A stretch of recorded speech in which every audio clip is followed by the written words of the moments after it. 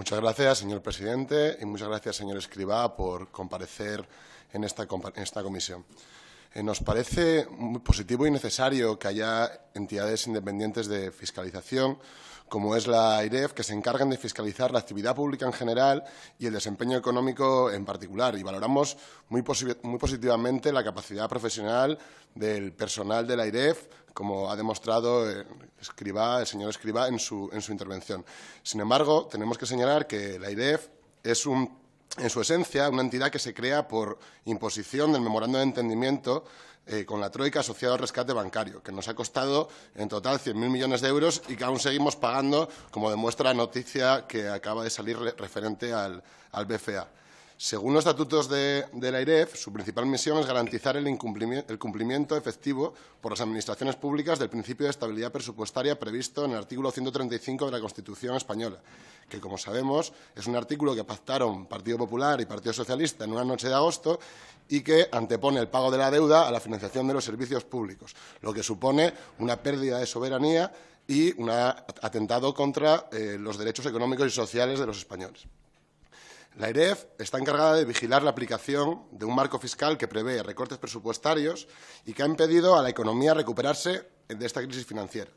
Por lo tanto, queremos expresar nuestro respeto y disposición a colaborar con la AIREF pese a nuestra discrepancia del marco de política económica en el que se desenvuelve su labor. Ojalá pronto podamos cambiar esta Unión Europea para hacerla más democrática y consigamos que la AIREF pueda dedicarse a supervisar también el cumplimiento de objetivos fiscales que no pasen exclusivamente por la contención del gasto público vía recortes sociales, sino que pasen también por el aumento de ingresos, la lucha contra el fraude o el establecimiento de planes de crecimiento que nos saquen de la espiral austericida, para poder así aumentar el gasto correlativamente a un aumento en los ingresos. Que no se preocupe el señor Francisco de la Torre de Ciudadanos, que ese gasto iría correlativamente asociado a un aumento de los ingresos.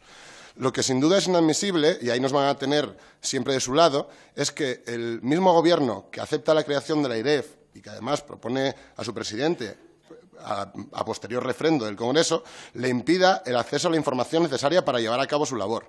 El presidente de la AIREF no puede acceder directamente a la información necesaria para fiscalizar la actuación del Gobierno. Y, en este sentido, la irresponsabilidad del señor Montoro es tal que la AIREF ha denunciado este comportamiento frente a la Audiencia Nacional y la Comisión Europea ha tenido que mediar pidiendo un acuerdo entre el Ministerio de Hacienda y la AIREF para el acceso a la información. El Ministerio de Hacienda se hace trampas al solitario con la AIREF, dificultando el acceso a la información para poder llevar a cabo su trabajo, lo cual resulta inadmisible desde el punto de vista de la transparencia y la rendición de cuentas. Desgraciadamente, en este país estamos acostumbrados a que el partido que está ahora mismo en el Gobierno en funciones sea el primero que se salte sus propias leyes, siendo los máximos exponentes del echa la ley, echa la trampa. A lo largo de 2015, la AIREF, ya entrando en materia, indicó la excesiva exigencia que supone el objetivo de déficit del 4,2% para 2015, señalando en particular la imposibilidad de conseguir los objetivos por parte de la Seguridad Social y las comunidades autónomas. Nosotros fuimos los primeros en cuestionar los objetivos de déficit impuestos por la Comisión Europea y nos sorprendía que el Gobierno de Rajoy los defendiera a capa y espada. Ahora sabemos que el Gobierno de Rajoy estaba engañando otra vez a los ciudadanos. Los datos de la ejecución presupuestaria de 2015, que conocimos hace unos pocos días, confirman que tampoco este año el Gobierno de Mariano Rajoy va a cumplir el objetivo de déficit que estaba fijado en el 4,2% y que finalmente es del 5,2%, suponiendo un desvío del 1%, que son 10.000 millones de euros, un 1% del PIB. Estos datos también confirman que los objetivos de déficit para los próximos años no son realistas y, una vez más, el Gobierno se vuelve a hacer trampa al solitario y vuelve a engañar a la ciudadanía. La AIREF señaló en uno de los informes de 2015 que las previsiones macroeconómicas del Gobierno podían ser consideradas probables tanto en el proyecto de actualización del Programa de Estabilidad para 2015-2018 como en las previsiones de presupuestos generales. Tal y como refleja en la memoria este informe, serían probables si se dieran unas condiciones monetarias y financieras muy favorables y un entorno exterior dinámico con un crecimiento mundial y de la Unión Europea elevados y una consolidación de la mejora de la relación real del intercambio de la economía española. O lo que es lo mismo, sería un escenario asumible siempre y cuando se mantuvieran estas condiciones externas, que son tan probables como que nieve en la playa de Almería. La primera pregunta que queríamos hacer al señor Escrivá es la siguiente. Si ¿cómo puede la AIREF, sin un acceso automático a la información del Ministerio, cómo puede ser que pueda saber que las previsiones del Gobierno son demasiado optimistas y que el propio Ministerio, con toda la información que tiene a su acceso, no sea capaz de saberlo a priori? ¿Quiere decir esto que el Gobierno ha mentido o que ha fallado técnicamente? Nuestra impresión es que la confección de los presupuestos de 2016, con esta confección de los presupuestos, el Gobierno colgó una valla electoral. Una valla electoral que nos va a costar a los españoles más de 10.000 millones de euros, que esto incluso para el partido de los sobrecostes nos parece que es ir demasiado lejos. Un informe reciente de la Fundación de Cajas de Ahorro dice que en su último informe de coyuntura que el incremento del gasto público durante 2015 ha superado todas las expectativas. ¿Cree el señor Escrivá que el Gobierno ha concentrado sus recortes durante los años 2011 y 2013, relajando la política fiscal precisamente en el año electoral? ¿Condiciona este incremento del gasto durante 2015 por el ciclo electoral los recortes que vaya a haber durante 2016? O lo que es lo mismo, ¿ha condicionado la estrategia electoral del Partido Popular los recortes en España y la gestión de estos recortes? Los datos de ejecución de 2015 confirman una vez más que las previsiones del Gobierno para los próximos años no son realistas. Puede conllevar un recorte adicional de otros 10.000 millones de euros que la Comisión Europea ya está reclamando en esta revisión, en este nuevo plan de estabilidad. Nosotros creemos que solo hay una forma de salir de la actual espiral de déficit, recortes, déficit. Y esta es la combinación de una nueva política fiscal que aumente los ingresos acabando con la evasión y gravando a los que más tienen. Y a la vez renegociando la senda de reducción de déficit de la Unión Europea, no dejando de pagar. Recuerdo al compañero Francisco, por si acaso. Esta semana estamos poniendo nombre propio a los antisistema que utilizan sociedades offshore para eludir impuestos en España. La evasión fiscal nos cuesta 59.000 millones de euros al año y esta es cometida en un 75% por grandes empresas y grandes fortunas como las que aparecen en los papeles de Panamá.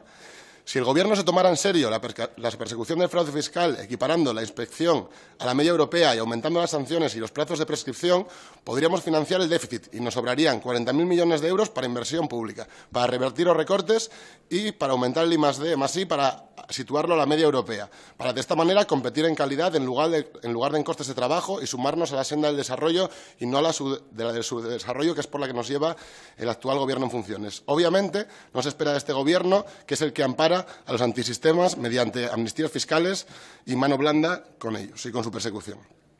Además, como la AIREF ha señalado en el informe sobre la Administración Pública del Estado para 2015-2018, una excesiva contracción del gasto puede ser un obstáculo al crecimiento de la demanda.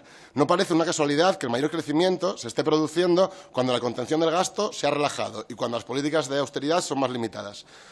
Otra pregunta para el señor Escrivá. La AIREF, en el cumplimiento de su mandato, centra sus recomendaciones en la reducción del gasto. ¿Cree que es posible considerar la reducción del déficit desde una óptica de los ingresos, con reformas fiscales progresivas o moderando la velocidad de la reducción del déficit, por ejemplo? El ministro Montoro aprovechó su comparecencia para informar del incumplimiento del objetivo del déficit para atacar a las comunidades autónomas, acusándolas de ser responsables de este incumplimiento. Además, el señor Montoro apunta directamente a los gobiernos del cambio, cuando estos fueron constituidos en junio y en muchas comunidades autónomas gobernaban ellos anteriormente, haciendo además los presupuestos. Afortunadamente, mañana tenemos oportunidad de preguntarle por qué ha hecho esto y qué es lo que está haciendo el propio Gobierno para atacar este objetivo de déficit. En todo caso, los objetivos establecidos para la reducción del déficit son irreales y así la misma autoridad recomendó al Ministerio de Hacienda objetivos flexibles y diferenciados para aquellas comunidades autónomas que presenten mayores problemas financieros. En más de una ocasión, la AIREF propuso que se fijaran objetivos de déficit diferenciados por comunidades autónomas, de manera que fuera posible la senda de convergencia al equilibrio presupuestario prevista para 2018.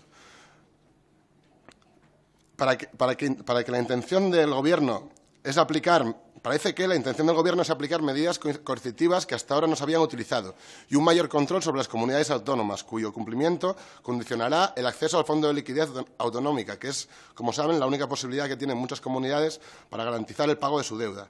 Aquí es donde está la cuadratura del círculo para Montoro. Defiende el objetivo de déficit para quedar bien con Europa, baja los impuestos baja los impuestos en año electoral para quedar bien con los ciudadanos, intentar convencerles de que voten a su partido y luego, cuando incumple este objetivo, carga el muerto a las autonomías para utilizarlo como una excusa para aumentar la centralización. La gente no es tonta y ya se ha dado cuenta de su estrategia. El problema, creemos, no es que las comunidades autónomas sean irresponsables en la consecución de un determinado objetivo de déficit, sino que el propio objetivo de déficit no es realista y existe una infrafinanciación de las comunidades autónomas que les impide cumplirlo. Recordemos que las comunidades autónomas tienen una responsabilidad principal en la gestión y en la provisión de los servicios públicos fundamentales y no pueden ahogarse con objetivos de déficit imposibles de cumplir sin seguir deteriorando más estos servicios, cerrando hospitales o colegios, como señalaba Mónica Oltra esta semana. Por último, en referencia a la Seguridad Social, en su informe, la AIREF es contundente sobre las expectativas demasiado optimistas por parte del Gobierno. Según el Presupuesto General del Estado de 2015, los ingresos por cotización habrían tenido que crecer al 6,8%. La realidad ha sido otra, tanto que las cotizaciones han crecido solo a un 1,3%, es decir, 5,5 puntos menos que lo que habría previsto el Gobierno. Las medidas puestas en marcha por el Gobierno han tenido un efecto recaudatorio muy limitado y el principal problema está en la parte de los ingresos. La AIREF aquí se limita a contrastar que las previsiones del Gobierno estaban tremendamente infladas, aunque no explica por qué. Nosotros le vamos a explicar por qué. Sí, estoy ya terminando, señor presidente. Nosotros le explicamos por qué estas expectativas estaban infladas. Las reformas laborales y la consiguiente precarización laboral que ha supuesto una devaluación salarial sin parangón y el incremento galopante de la desigualdad. Es decir, que el Gobierno recoge lo que ha sembrado y este Gobierno, en su gestión antisocial, lo que ha sembrado es precariedad, hasta convertirla en uno de los principales problemas de nuestra economía. Quería preguntarle al señor Escrivá si considera que la precarización en el empleo ha tenido un efecto negativo sobre el déficit de la seguridad social. ¿Se podría decir que las actuaciones del Gobierno han provocado un incremento del déficit de la seguridad social y puesto en peligro la sostenibilidad? Para garantizar la sostenibilidad de la seguridad social hay que derogar las reformas laborales y trabajar justo en el sentido contrario en el que ha trabajado el anterior Gobierno, hacia un aumento de la capacidad de negociación, un incremento del SMI y un modelo del mercado laboral que garantice puestos de trabajo estables y dignos. La sostenibilidad de nuestro sistema de pensiones depende del número de personas trabajando y el nivel de salarios existentes. Por lo tanto, con más de 4 millones de personas paradas y el salario medio más bajo desde 2007, no se puede sostener la seguridad social. Y así lo está demostrando el PP, que ha vaciado a la mitad la hucha de las pensiones para sostener este sistema. Ya sabemos que a ustedes no les importa el sistema público de... Está comiendo el saldo de los demás. Sí, 30 segundos, por favor. Ya sabemos que a ustedes no les importa el sistema público de pensiones, pero no estamos dispuestos a que acaben con él.